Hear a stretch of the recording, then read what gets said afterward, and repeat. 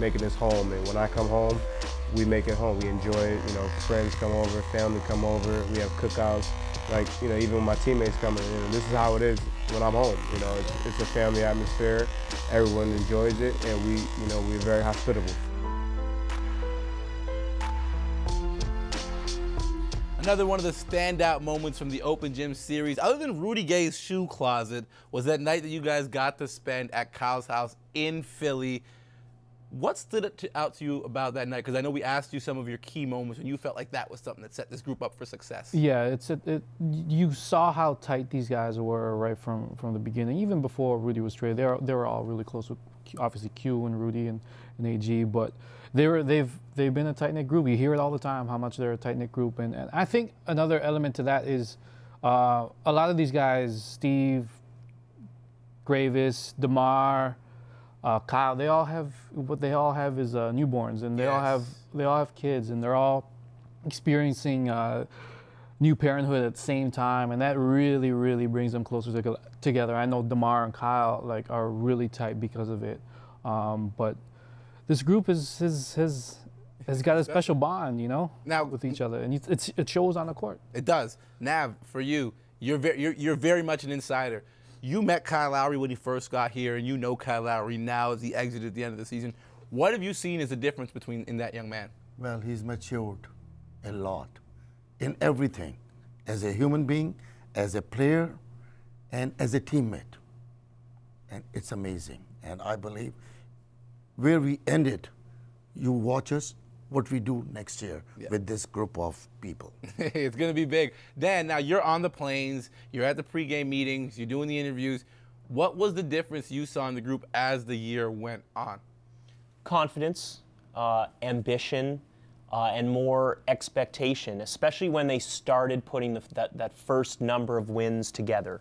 You know, after they were 6-12, I don't know when they hit 500, maybe it was 15-15 or 20-20, and from that point forward, it was something that we hadn't had here in a couple years, and that was the expectation to win. And if you're asking me, I think that was the number one difference that you saw, and it felt like it was an overnight change, and just all of a sudden they were going out there to win, not to just avoid losing. And they started trusting each other all the time. Keyword right there. The trust. Hey, listen, I got to say, Open Gym was very key, I think, in helping the brand success across the country. I mean, everyone talks about how Canada loves those hockey player type dudes, but getting behind the scenes and seeing the mentality that this entire group had, I think Canada kind of fell in love with its first group of Cagers.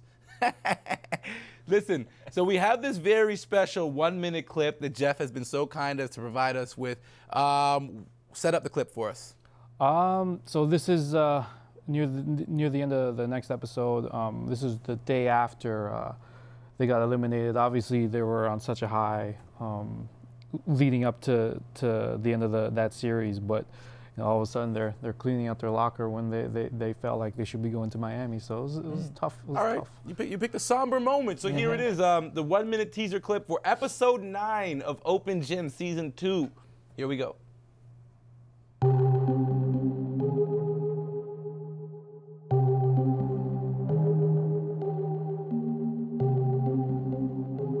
Well, you know, I'm really hurt because I didn't want it to stop playing. I never had any doubt that we were gonna win the last game we played. But it's part of the game. Like you say, it was a lot of high and up and downs, and we thought we were gonna win the series, and then, you know, it was over. Yeah, a day ago you're saying to yourself, you know, let's get ready for Miami, you know, start packing up for that trip and the next round. And today, packing up, you know, the apartment, getting ready to, you know, head home, you know, clean out everything here in Toronto and move it all back to your home, and then start planning for the summer, or as far as workouts or vacations or, you know, family time.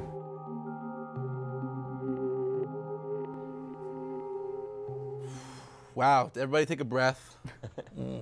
Very. It's like reliving it all over again. Huh? Tense. Okay, Jeff, final episode 9. A lot was going on in the final few days, weeks, hours of the season. How difficult was it to tell that story and pick the final? I heard you were like 20 minutes. I didn't hear you. Told me. Yeah. It was like 20 minutes over. that's the most difficult thing for me personally, is to make some cuts to the show. Every show, I'm always got more content than you're allowed. But thankfully, so a nice announcement will be online. We're gonna put out an extended version of this last episode, just so everyone can see all the stuff that made the cutting room floor.